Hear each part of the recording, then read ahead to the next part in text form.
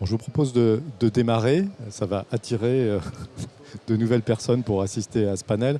Donc, bonjour à tous, je m'appelle Gilles Lecogen et je dirige chez BPI France le service EuroEquity, qui est un service de mise en relation digitale entre sociétés innovantes et investisseurs, et au-delà de mise en relation entre les écosystèmes du continent africain et européen. Donc je suis vraiment très heureux d'animer ce panel. C'est un thème qui m'est cher et qui est souvent méconnu. C'est celui du rôle des investisseurs au-delà de l'apport de cash pour permettre aux sociétés de leur portfolio d'accélérer et de se développer. Donc j'ai vraiment le grand plaisir d'accueillir lors de ce panel Élodie Doussa, qui est directrice de l'investissement senior chez BPI France. D'accueillir également Benoît Chervalier, qui est fondateur et président de One25 Advisory, de Christophe Scalbert, associé chez Adenia, et de Omar Lagif, qui est directeur du fonds KT Afrique Invest. Donc je vais tout de suite démarrer par vous, Benoît. Vous êtes professeur à l'ESSEC et à Sciences Po sur le financement en Afrique, et vous êtes aussi le président et fondateur de One25 Advisory, qui est une boutique de transactions sur le continent africain. Et avant ça, vous avez eu plusieurs responsabilités exécutives dans des grands groupes publics et privés, comme Airbus, par exemple, ou la Banque africaine de développement. Donc, ce que je voulais savoir par rapport à votre vision, notamment de banquier d'affaires et votre connaissance des besoins des entreprises sur le continent africain, c'est justement quels sont ces besoins au-delà du cash et est-ce que ces besoins sont différents en fonction du stade de maturité des entreprises ? Merci beaucoup Gilles. Bon après-midi à tous et merci d'être là en dépit de la chaleur et voilà, du défi que nous relevons tous en la matière. Il me semble que, et on l'a abondamment entendu ce matin à travers différentes interventions, que la différence fondamentale entre on va dire une PME, qu'on va appeler start-up, et une ETI, donc l'entreprise plus établie, ça va être cash. C'est-à-dire qu'une entreprise qui vient d'être créée, une start-up, si elle n'a pas de cash, évidemment, elle ne va pas naître. Et donc son objectif numéro un, je dirais son élément de vitalité, de vie numéro un, c'est justement d'avoir ce fonds d'amorçage, sans quoi, évidemment, elle ne peut pas exister. Et il me semble que la problématique auprès d'une entreprise de taille intermédiaire, une ETI, n'est pas du tout la même. Une ETI, sauf ou en dépit de cas spécifiques très ciblés, sa problématique numéro un n'est pas une problématique de cash. C'est une problématique d'accompagnement, c'est une problématique justement de développement, c'est de créer cet écosystème et de bénéficier de cet écosystème au-delà d'une logique de financement. Et c'est là toute la pertinence d'ailleurs d'un certain nombre de fonds qui sont représentés ici, de fonds de private equity, qui est au-delà du cash, d'accompagner l'entreprise intermédiaire dans sa croissance. Donc si j'ai à résumer, en grossissant un peu le trait, c'est comme ça que je vois les choses, et en tout cas dans beaucoup de situations on peut les considérer. Merci. Et par rapport justement au rôle des investisseurs et aux besoins que vous décrivez, est-ce que vous avez noté quelques éléments dans les services qu'apportent les investisseurs à leur société qui vous semblent justement particulièrement adaptés au contexte du marché africain ? Alors, je pense qu'il est toujours délicat de répondre de manière générique à une question comme celle-ci, parce que ça dépend évidemment du secteur, ça dépend du pays, ça dépend du croisement secteur-pays. Quand on parle d'une entreprise de taille intermédiaire, le chiffre que l'on met derrière varie quand même énormément, aussi en fonction de la géographie dont on parle. Une ETI, ça peut être 30 millions, mais c'est aussi 300 millions. Et évidemment, la problématique et les besoins au-delà du cash d'accompagnement d'une société de 30 millions n'est pas exactement la même que celui de 300 millions. Cela étant dit, pour répondre de manière peut-être plus précise à votre question, le premier élément, c'est ce que j'appellerais un écosystème. C'est-à-dire, au regard de la caractéristique de mon entreprise, de mon secteur et du pays, c'est quel écosystème un développeur, un investisseur va apporter et va permettre justement soit d'ouvrir d'autres portes de manière commerciale, soit de l'accompagner à travers un conseil juridique, ou en tout cas de liens juridiques, soit de pénétrer à travers un réseau, à travers un club. Alors ça peut être le business angel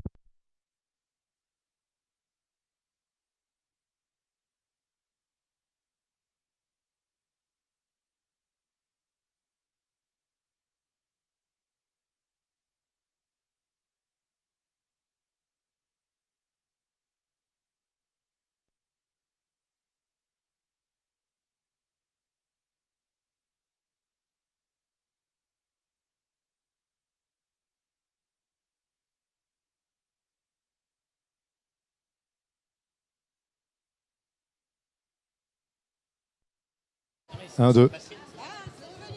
C'est bon? Ah, voilà. Le générateur a fait son job. Le challenge, Benoît, maintenant, c'est de reprendre le fil conducteur de votre intervention. Non, mais je pense que je vais m'arrêter là. Encore une fois, c'est écosystème. Si je veux le résumer de manière simple. Alors moi, j'ai une autre question par rapport à votre intervention. C'est est-ce que vous pensez que dans le choix des entrepreneurs et des entreprises de sélectionner un fonds d'investissement, il y a ce critère d'accompagnement qui rentre en compte maintenant, par rapport à ce que vous décriviez tout à l'heure sur la constitution des écosystèmes? Alors, pour illustrer mon propos, j'aimerais prendre 2 exemples auxquels j'ai été et mon entreprise a été confrontée ou est confrontée.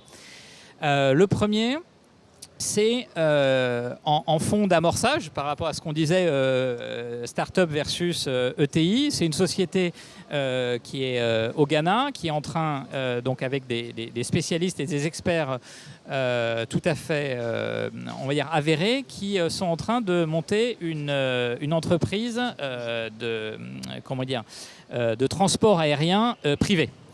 Et qui est très très bien. Bon, alors leur but, c'est pas du tout d'acheter des assets, donc c'est-à-dire d'acheter des avions. Hein, on connaît tous l'adage. Si je vous pose la question, est-ce que vous voulez être, qu'est-ce qu'il faut être pour être millionnaire dans le secteur aérien? La réponse, c'est il faut être milliardaire. Donc si on veut éviter ou faire démentir cet adage-là, c'est pas de se concentrer sur l'achat d'avions, mais plutôt sur du leasing. Donc là, cette société, par exemple, ce type de société, ça va être la logique de cash qui va être compliquée. Autre exemple, une ETI française, normande, qui elle a découvert et a développé du lait nutritif, qui est une forme de produit spécifique contre la malnutrition. Donc c'est un lait assez extraordinaire parce qu'il permet juste à travers des petites doses individuelles, en fait concrètement que des enfants bénéficient de leur apport journalier minimum et donc qui est un instrument de lutte contre la malnutrition extraordinaire. Donc il y a un partenariat avec les Nations Unies qui a été créé. Et donc là, typiquement, c'est une entreprise familiale.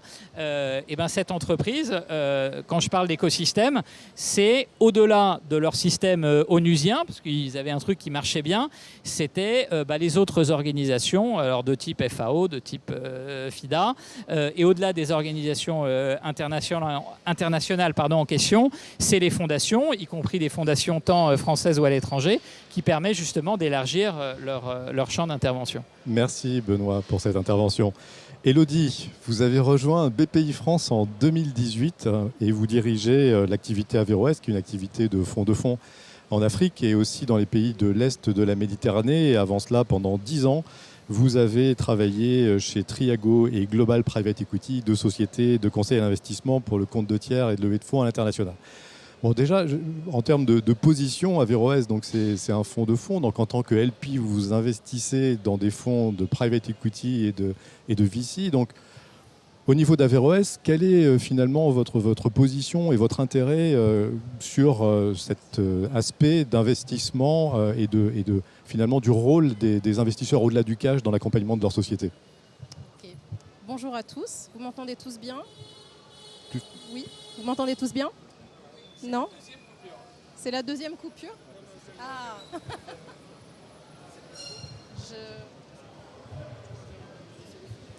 Vous m'entendez? 1, 2, ok. C'est bon. Bon. Bah écoutez, merci d'être là. Non? Je vais prendre le micro de Gilles. Donc merci d'être là malgré la chaleur et les coupures multiples de courant. Alors, pour répondre à la question, je pense que ce qui serait le plus simple, ce serait de vous expliquer la genèse de cette activité qui s'appelle Averroès Africa chez BPI France. En fait, en 2023, ça fera 20 ans que l'on investit, que l'on soutient des fonds de capital investissement en Afrique. Initialement, chez l'un des ancêtres de BPI France qui s'appelait CDC Entreprises. Et en fait, l'idée de base, c'était de leverager sur l'expertise qu'avait CDC Entreprises depuis les années 90 sur le marché du capital investissement français pour traverser la Méditerranée aux côtés de partenaires comme la Banque européenne d'investissement ou Proparco, pour mettre au profit de nos amis de l'autre côté de la Méditerranée au Maghreb l'expertise que l'on avait sur ces marchés du private equity. Donc je pense que pour répondre à la question, dans notre ADN, au commencement de notre activité, l'aspect extra-financier était déjà là, ce partage de connaissances. Depuis, le dispositif a fortement grandi. Comme je dis, ça va faire bientôt 20 ans que l'on existe. On a investi dans à peu près 25 fonds. Ça représente un pool d'à peu près 200 sociétés en Afrique, de la start-up à l'ETI, dans à peu près 40 pays africains. On est en train de lever un nouveau véhicule où de l'argent de BPI, de Proparco, mais aussi de tiers sera investi. Et l'aspect extra-financier est toujours au cœur de notre activité, puisque, en fait, pourquoi est-ce qu'on fait ça aujourd'hui chez BPI France ? Tout simplement parce que si nous, on fait bien notre travail, on va aller sélectionner de très bons gestionnaires de fonds de private equity. Donc, vous avez par exemple Africa Invest et Adenia, donc on est investisseur chez ces deux gestionnaires. Et eux-mêmes, s'ils font bien leur travail, ils vont aller sélectionner des entreprises africaines qui sont les meilleures dans leur secteur de prédilection, dans leur géographie. Tout ceci constitue un réseau que l'on pense unique, que l'on souhaite mettre en connexion avec les sociétés françaises qui sont dans le réseau de BPI France, que l'on accompagne en France sur du financement, sur de l'equity, dans les accélérateurs à l'international également. Donc voilà, ça fait partie de notre ADN et ça l'est encore et plus que jamais aujourd'hui. Merci Elodie. Une question concernant finalement votre processus d'investissement et de sélection des fonds dans lesquels Averroès investit. Est-ce que parmi les critères, vous avez ce critère de quel rôle extra-financier joue le fonds dans lequel vous investissez et comment ça se passe concrètement ? Oui, évidemment. Alors forcément, personne n'est là pour perdre de l'argent, donc on va regarder des critères financiers et s'assurer que les gestionnaires auxquels on confie de l'argent sont de bons gestionnaires de fonds. Mais les critères extra-financiers sont extrêmement importants. Allez regarder la qualité des réseaux. Enfin, tout est une question de réseau, je pense. C'est extrêmement important pour nous. Ce matin, j'entendais parler pendant un panel de l'exemplarité en termes de développement durable. C'est aussi des aspects extra-financiers qui sont extrêmement importants. Si vous investissez dans une société qui est extrêmement rentable, mais qui est néfaste pour, je sais pas, la création d'emplois, qui est néfaste pour l'environnement dans laquelle cette société évolue, au final, on aura raté notre objectif initial. Et est-ce que vous accompagnez les fonds dans lesquels vous investissez justement pour qu'ils puissent à leur tour rendre service à leur société et quels sont les dispositifs très concrètement que vous mettez en place ?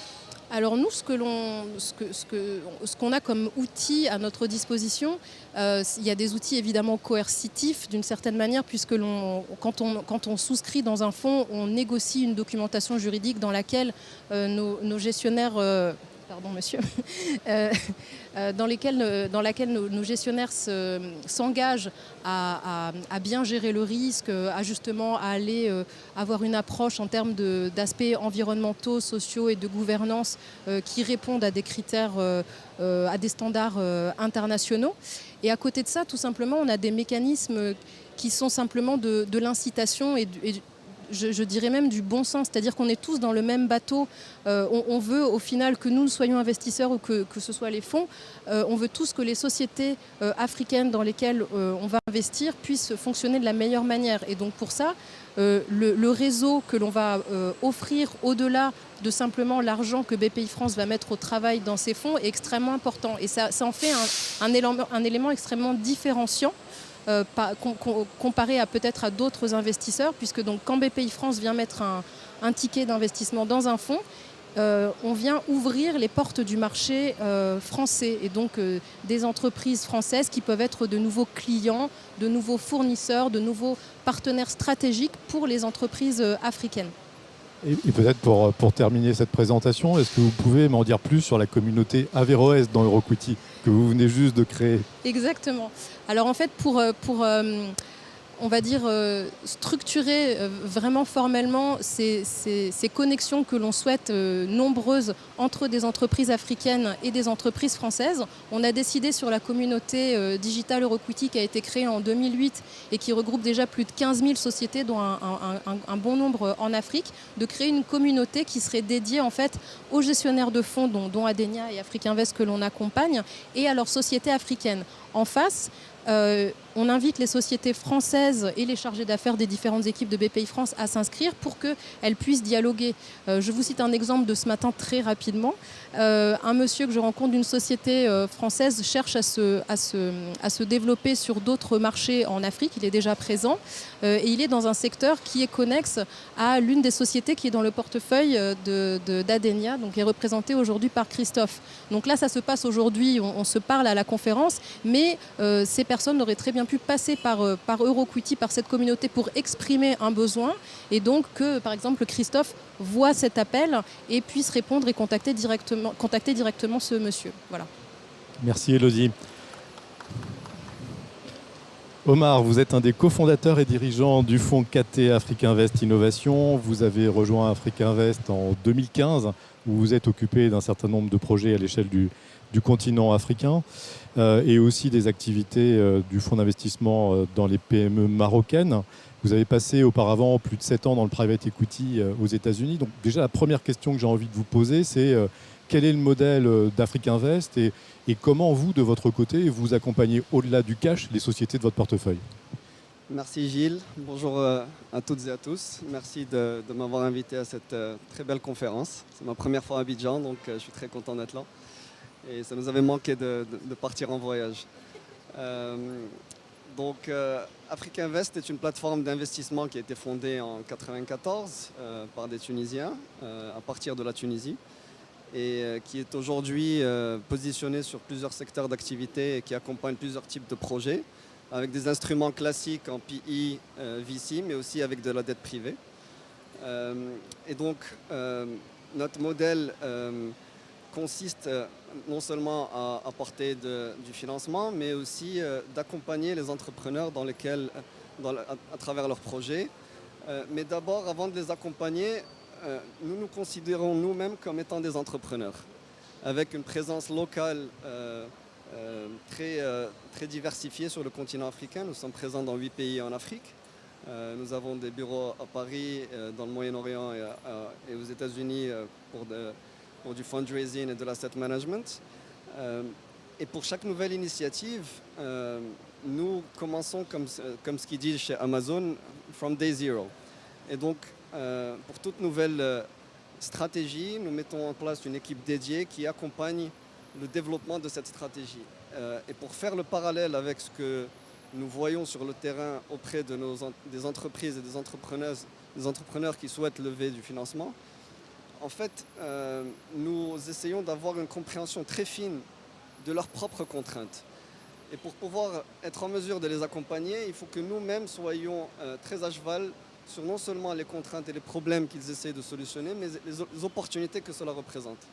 Et pour ce faire, on fait le travail nous-mêmes. On capitalise sur notre existant, forcément. Aujourd'hui, je représente une des nouvelles stratégies qui a été déployée par le groupe Africa Invest, qui est la levée d'un fonds innovation qui investit dans des boîtes en early stage, grâce notamment au support et au partenariat que nous avons avec BPI depuis très longtemps, qui nous accompagne sur ce projet notamment. Ce partenariat-là et ce fonds-là permet à des startups en série A et série B d'avoir accès à ce qu'on aime prétendre appeler du smart money. Et quand je dis du smart money, aujourd'hui, les entrepreneurs savent ce qu'ils recherchent. Parce que nous remarquons qu'il y a un flux d'argent de plus en plus important sur le continent africain. Je le disais tout à l'heure à une de vos collègues, en 2016, quand on a commencé à regarder ce projet, il y avait 366 millions de dollars qui ont été levés pour des startups. Aujourd'hui, on est à près de 2 milliards. Et je pense que cela va continuer. Et donc, si je regarde aussi les contraintes et les problèmes et les challenges que les startups essaient de solutionner, on se rend compte forcément qu'il y a aujourd'hui plus de 65% de la population africaine qui n'est pas bancarisée. Et ce qui est aussi drôle, c'est que 50% de cette population a des comptes mobile money. Et donc, comment est-ce qu'on crée un lien où le système bancaire est connecté au système des opérateurs télécoms? Et comment est-ce que nous choisissons la bonne plateforme et la bonne start-up ou le bon projet pour pouvoir solutionner ce genre de problèmes.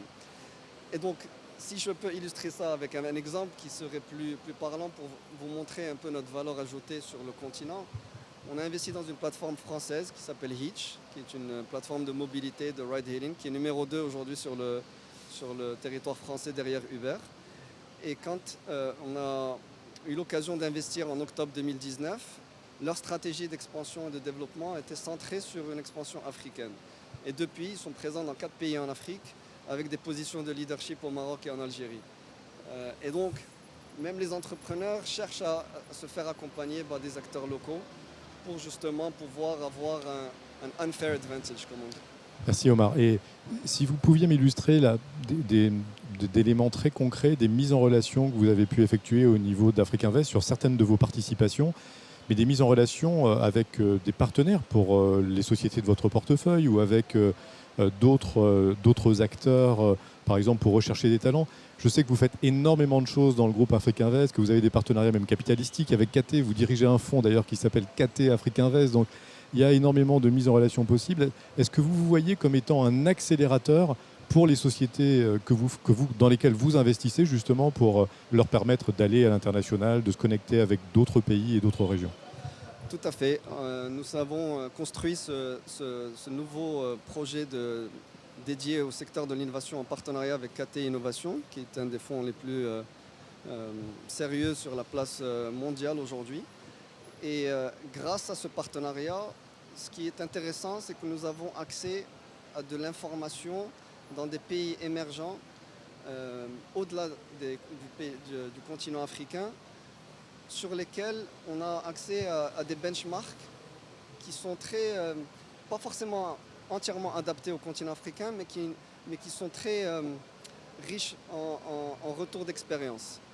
Et comme plusieurs pays émergents en Afrique suivent une courbe très similaire à ce qu'ont vécu des pays en Asie du Sud-Est, en Amérique latine, en Europe de l'Est, etc., avoir accès à ce genre d'informations très tôt dans le process de sélection des startups nous permet aussi de mieux accompagner ce genre de challenge. Très bien, merci. Dernière question.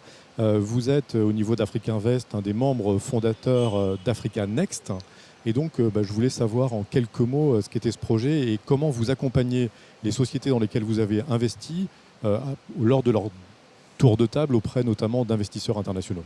Alors, c'est une très bonne question. La plupart de nos investisseurs ou prospects d'investisseurs, mais aussi partenaires, nous demandent d'où va venir le next billion user. Et pour leur permettre d'avoir une réponse directe, il faut qu'on leur présente un panel d'opportunités qui puisse leur permettre d'accéder à ce genre de profondeur de marché. Et la bonne nouvelle, c'est qu'en Afrique, c'est possible, sur plusieurs secteurs d'activité. Que ce soit les fintechs, que ce soit la musique, que ce soit la santé, que ce soit l'éducation. D'ici 2050, on pense que la moitié de la population aura moins de 25 ans. Donc avec un taux de croissance de demande d'inscription universitaire de 30%. Et donc ce genre de taux de croissance, très difficile à trouver par ailleurs. Et la raison pour laquelle je dis ça, c'est parce que dans le cadre du partenariat que nous avons fait dans le Next Africa, ça donne une idée très claire du potentiel que peuvent trouver des investisseurs internationaux. Il y en a plus de 150 aujourd'hui sur la plateforme qui viennent une fois par trimestre chercher des petites pépites en forte évolution qui apportent des solutions adaptées à des contraintes particulières, mais qui donnent aussi la possibilité d'aller chercher ce next billion user. Super, merci beaucoup. Christophe, vous êtes associé chez Adenia en Côte d'Ivoire depuis 2011 et vous avez notamment géré l'investissement, l'accompagnement et la revente d'Ademat, qui est un des leaders des solutions énergétiques du pays. Et vous accompagnez actuellement un autre leader du marché, qui est Sierre Somoa, cette fois-ci dans le domaine des solutions monétiques. Et vous avez travaillé auparavant chez Proparco et Lazare Frères. Donc, même question que pour Omar. Est-ce que vous pouvez me décrire votre modèle et surtout comment, au-delà du cash, vous accompagnez les sociétés dans lesquelles vous avez investi? Bonjour à tous, vous m'entendez? Oui, ok, très bien. Bonsoir, merci d'être là. Merci à Elodie et la BPI pour l'organisation de cet événement qui est déjà une réussite. Peut-être juste avant de commencer, une petite question, un petit point de définition. Je pense qu'il est important de souligner le capital investissement en Afrique. On le voit au travers de l'exemple d'Afrique Invest, ça peut être plein de choses. Mais ce que ce n'est pas, en fait, c'est ce qu'on voit bien souvent en France ou en Europe, à savoir des grandes opérations de LBO, c'est-à-dire d'acquisition à effet de levier. Donc ça, c'est quand même quelque chose sur lequel il faut insister, quel que soit le moment où on investit, quel que soit le secteur.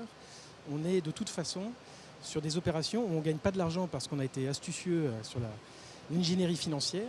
On gagne de l'argent parce que les sociétés se développent. Elles se développent en termes de chiffre d'affaires, elles se développent en termes de marge. Donc, ceci étant dit, donc en fait, tout ça pour dire que je pense que c'est une industrie qui est qui est assez vertueuse en ce sens. Et d'ailleurs, je pense que aussi bien Omar que moi, on se sent assez peu financier, je pense, dans notre quotidien. Mais j'y reviendrai. Donc sur Adenia, c'est une histoire qui commence en fait dans l'océan Indien, à Madagascar et Maurice, dans deux îles de taille assez différentes, en 2002, avec un ancien entrepreneur, Antoine Delaporte, qui a monté des business dans l'industrie textile et qui en 2000 les revend et se dit, de son expérience d'entrepreneur assez seul, dans les décisions qu'il devait prendre, dans les choix qu'il devait devoir prendre, se disait il y a une vraie place pour l'accompagnement des CEO qui ne peuvent pas partager leurs problèmes avec leurs salariés, qui ont des ennemis un peu partout, qui ne peuvent pas partager leurs problèmes avec leurs clients. Et donc il y a un rôle pour une société d'investissement qui viendrait prendre des parts et être un coach qui regarderait également dans la même direction parce qu'en mettant son propre argent. Et donc Adenia, c'est une structure qui a commencé en fait comme un club d'investisseurs, de personnes physiques qui se sont regroupées pour investir leur propre argent. Il y a eu quand même dès le début Proparco qui a rejoint l'aventure, donc on a structuré ça sous forme d'un fonds. Et ça a commencé avec 10 millions d'euros dans l'océan Indien. Moi j'ai rejoint l'aventure, comme tu le disais, en 2011 pour développer l'Afrique de l'Ouest. Et puis aujourd'hui on a à peu près 400 millions d'euros avec une implantation dans 7 pays en Afrique et à peu près 45 opérations réalisées. Mais ce que j'ai envie de dire, c'est que les éléments constitutifs de la société n'ont pas changé, à savoir que ça reste très entrepreneurial. On a tous soit géré des business, soit créé des sociétés. Et c'est comme ça, quelque part, qu'on se sent crédible. C'est parce qu'on a c'est des entrepreneurs qui aident des entrepreneurs à se développer. Donc encore une fois, on ne met pas d'effet de levier. Si jamais on gagne de l'argent, c'est parce que les sociétés sont bien développées.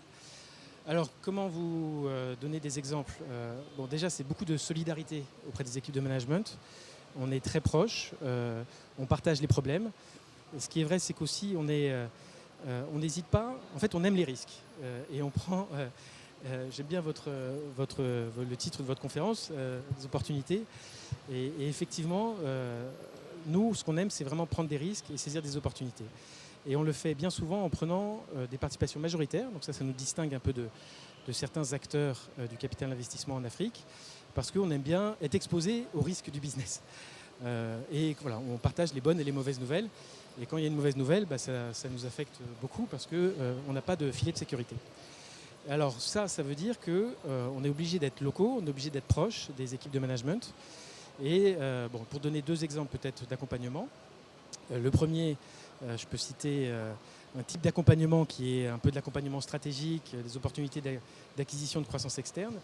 On a investi il y a à peu près 3 ans dans une société au Kenya qui était le numéro 5-6 dans les supermarchés. Une société, on a pris 60% des entrepreneurs qui avaient envie qui ont un peu plus de sang neuf, qui voulaient rester exposés au business, mais qui par contre souhaitaient lever un peu le pied et travailler avec nous sur une nouvelle étape de croissance. Et avec cette entité, on a racheté une deuxième société. La première entité avait 9 magasins, la deuxième en avait 12. Et à la fin de l'année, on aura 45 magasins et une société qui faisait à peu près 2 millions d'euros d'EBITDA, qui va en faire 12 au moins à la fin de cette année. Et ça, c'est une capacité à avoir identifié ces opportunités de croissance et à avoir mis les bons ingrédients en termes de ressources humaines, parce que ça nécessitait un nouveau CEO, ça nécessitait de l'expertise qu'on allait chercher à l'international, avec un ancien CEO de Carrefour qui a mis de l'argent, ce qui est toujours bien quand les consultants mettent de l'argent parce que quelque part ça aligne les intérêts, et qui est aussi chairman aujourd'hui du board de cette société. Et donc c'est tout ça en poussant très fort, en ayant un portefeuille assez resserré, parce qu'on ne peut pas faire ça sur beaucoup de lignes, qui a permis cette croissance. Merci pour cet exemple très concret. Et par rapport à cet exemple, justement, j'ai une question. Est-ce que le rôle de votre organisation est lié au fait que vous preniez des participations majoritaires, ou est-ce que finalement, vous nous avez raconté votre histoire, est-ce lié au fait que beaucoup des membres fondateurs sont d'anciens entrepreneurs eux-mêmes ? Je crois que c'est un peu les deux en fait, c'est un peu combiné, parce qu'on a... je pense qu'en fait si on ne peut pas jouer un rôle, très franchement, ça ne nous intéresse pas beaucoup et on n'ira pas. Donc c'est parce qu'on se dit il y a un projet sur lequel on peut jouer un rôle Et donc, ça revient un peu à la question de l'entrepreneur qui souhaite impacter quelque part son environnement. C'est là où on va aller. Donc, il y a une certaine continuité des valeurs, effectivement, à travers la structure qui, sur ce plan-là, fonctionne pas mal. Merci beaucoup. Ce que je proposais aux panélistes pour clore cet atelier, c'est de me donner finalement en quelques mots, pour chacun d'entre vous, quel est l'élément le plus important pour une société en termes de services que peut lui proposer son investisseur, encore une fois, au-delà du cash, pour être accord avec le thème de l'atelier. On commence par Omar. Merci. Alors pour moi, il y a quelques éléments qui sont très importants. Je ne pense pas qu'il y en ait un seul qui soit plus important que les autres, mais si je devais en relever deux ou trois, le premier, c'est, et je pense qu'il est très important dans le contexte africain, c'est tout ce qui est organisationnel. Quand on se fait accompagner par un fonds institutionnel comme le nôtre, il est très important de mettre en place un système de gouvernance approprié, professionnel, récurrent, qui puisse apporter de la visibilité non seulement à l'équipe dirigeante, mais aussi à l'écosystème d'investisseurs qui sont dans le tour de table. Et même si les entrepreneurs ne sont pas toujours contents de devoir faire le reporting, ça crée une certaine discipline et à terme, ça donne des résultats probants. L'autre aspect que je n'ai pas beaucoup entendu aujourd'hui est là tout ce qui est ESG, environnemental, social et gouvernemental. Je pense que c'est un sujet qui est de plus en plus prépondérant dans notre valeur ajoutée quand on discute avec des entrepreneurs et des chefs d'entreprise, parce que inclure ce genre de réflexion dans un early dans le développement de la société a tendance à créer de la valeur structurée et aussi soutenable à terme. Et finalement, je pense que c'est le thème d'aujourd'hui, hein, c'est l'inspiration de ce qui a été fait un peu partout dans le monde et connecter tout cet écosystème pour créer de la valeur à tous ces shareholders. Merci Omar. Benoît. Alors, moi, j'ai envie de passer un message. Et le message, je vais être un petit peu provoquant, mais vous me pardonnerez, tu me pardonneras, Gilles. C'est l'exemple, justement, de ne pas craindre d'ouvrir son capital pour construire les tycoons de demain. Et j'ai un exemple en tête, et cet exemple, il est connu, il s'appelle Aliko Dangote. Aliko Dangote, le groupe, c'est 4 milliards de dollars de chiffre d'affaires, qui est considéré comme l'homme le plus riche. Hein. Il a une fortune personnelle estimée à 12 milliards. Donc c'est l'homme le plus riche, et la taille de son entreprise, c'est 4 milliards. Donc c'est quoi? C'est une grosse ETI. C'est guère plus. Demain, en réalité, Dangote Group, s'il avait voulu, ça ne serait pas 4 milliards, ça serait 20 milliards. Et la raison pour laquelle la société fait 4 milliards et pas 20 milliards, c'est que justement, il l'a gardé, entre guillemets, à l'intérieur, et il n'a pas ouvert pour que demain, ce groupe devienne pas simplement un acteur régional important, mais un acteur panafricain et au-delà surtout un acteur international. Donc le message, c'est de dire justement, osons, et le développement, c'est le développement au-delà des frontières, et c'est ne pas craindre justement d'ouvrir et de passer par cette croissance externe sur tous ces aspects, cash comme accompagnement, mais ça suppose évidemment d'ouvrir et pas simplement de rester dans un cadre familial. Et cette remarque, évidemment, elle peut s'intégrer sur d'autres sociétés, pas simplement celle-ci. Merci Benoît. Élodie. Alors, je pense que oui, mon micro marche cette fois-ci. J'ai beaucoup entendu parler d'audace ce matin pour entreprendre. Une fois qu'on a eu l'audace d'entreprendre, avoir des partenaires de confiance, que ce soit des membres de son équipe sur lesquels on peut se reposer, des fournisseurs de confiance, des clients avec lesquels on a une relation de confiance, c'est extrêmement important pour pouvoir se développer de la manière la plus sereine possible et pouvoir justement s'appuyer aussi sur ces personnes de confiance dans une période plus compliquée. Et pour trouver tous ces partenaires de confiance, que ce soit à nouveau en interne ou en externe, il faut avoir un bon réseau. Donc là, je prêche à nouveau pour ma paroisse. Chez BPI France, avec l'activité d'Averroès, on est là au service autant des gestionnaires africains et de leurs sociétés africaines que des entreprises françaises pour que justement les bons partenaires de confiance puissent se rencontrer, on l'espère, en partie grâce à nous. Voilà, merci.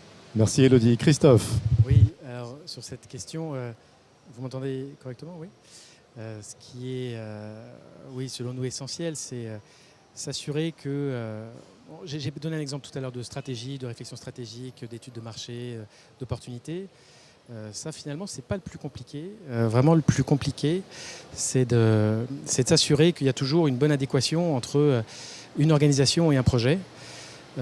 Les entrepreneurs se développent parce que en fait, leur capacité d'exécution est hors du commun. Et tout ce qu'on peut faire pour faciliter cette capacité d'exécution, c'est ça qui va faire la différence, selon moi. Et donc, ça veut dire se retrousser les manches. Ça veut dire aider à construire des systèmes de gestion pour faciliter la prise de décision. Ça veut dire aussi... être très souvent en fait une sorte de DRH parce que ces questions d'exécution à la fin des fins, c'est une question de personnes qui sont là ou qui ne sont pas là.